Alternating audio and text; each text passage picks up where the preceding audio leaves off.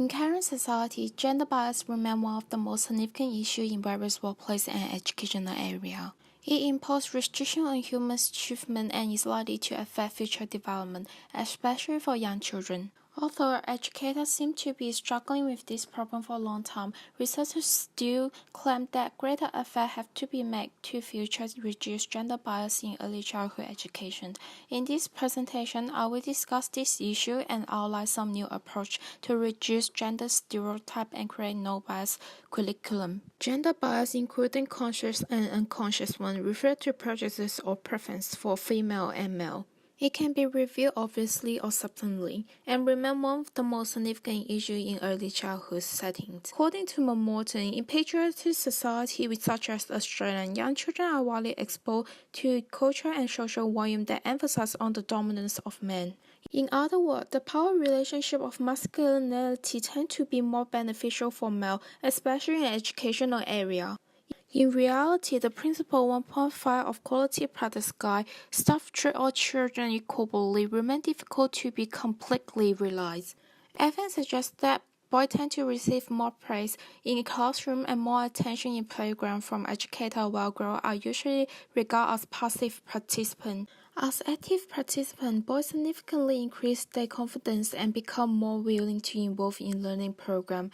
At the same time, girls' self-esteem becomes lower when they receive unfair treatment caused by educators' assumptions. As a consequence, male students are stereotyped into typical roles that are usually less flexible than female ones. In general, sexism put negative influence on both girls and boys. This issue largely against the core of effort acknowledging children as competent learners and the early year learning framework principle 3, high expectation and equality. In this case, children's creativity and sense of self are damaged when the teacher encourages them to enjoy activity according to gender. Moreover, gender bias exists in children's literature further strengthen gender stereotypes. Although men and women characters are equally represented, females tend to be described as weak and dependent, but males are represented as brave and ambitious characters who take leadership. If children's literature cannot demonstrate correct representation of male and female, it will negatively lead to children's gender prejudice. On the other hand, many teachers have a simplistic attitude toward realizing gender equality in early childhood setting. The assumption is that free play with equally shared resources and space might solve most of the problem. In fact, those educators are not understand the impact of gender on children's learning and development in future. Although educators are always claiming they are striving to reduce gender bias, the limited knowledge of gender construction adds restriction on their role to refusing and deconstructing traditional gender concepts.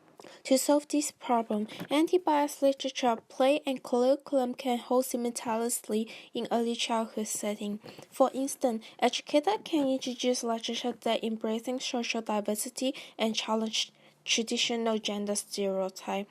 Instead of using books that ignore women's achievement, using books that are not stereotypical. Grossman and Grossman further point out that educators should encourage children to play with anti-bias resources and participate in non-stereotypical experience.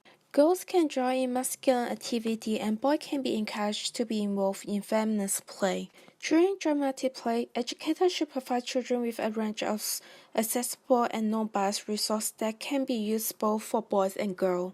Play as a way for children to discover the role of gender. Children can participate in neutral role play such as female police officer and male babysitter. To promote mixed gender activity, teachers can make instructional direction by using no-bias language in order to strive children's stereotype of the play. Further, Derman's Bell suggests 5 main recommendations for building well colloquium without gender bias. That is, educators should make commitment to make change in their class and create a strengthened relationship with parents and other staff in order to receive innovative ideas and objective feedback.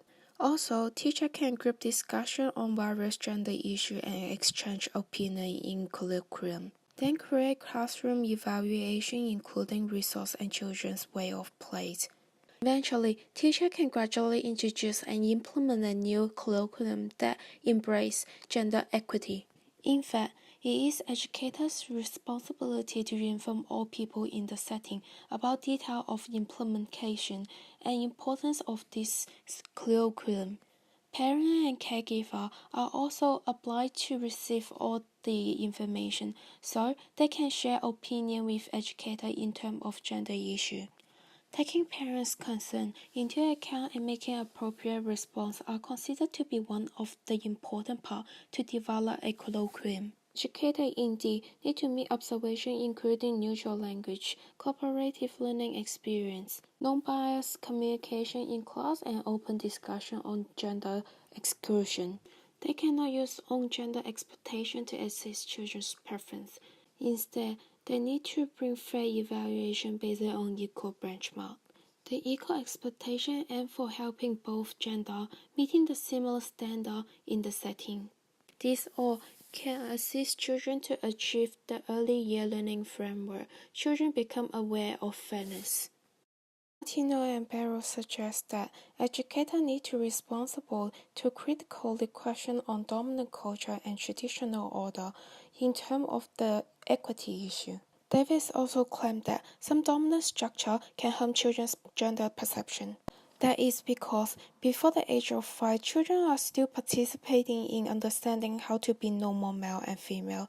During this time, especially during play, they try to learn behavior and thinking mode that belong to a particular gender in their cultural background. Teacher, as the interpreter, she encouraged children to deconstruct traditional gender discourse. For example, introducing the concept of femininity and masculinity to children and ask them to challenge the extinct view, regarded as an appropriate method to reduce gender bias. When reflecting equity in everyday pedagogy in a critical way, educators should consider the balance and nature of power by observing through the gender lens. They can show children different images to the dominant discourse in order to provide more opportunity for children to interrogate the dominant culture.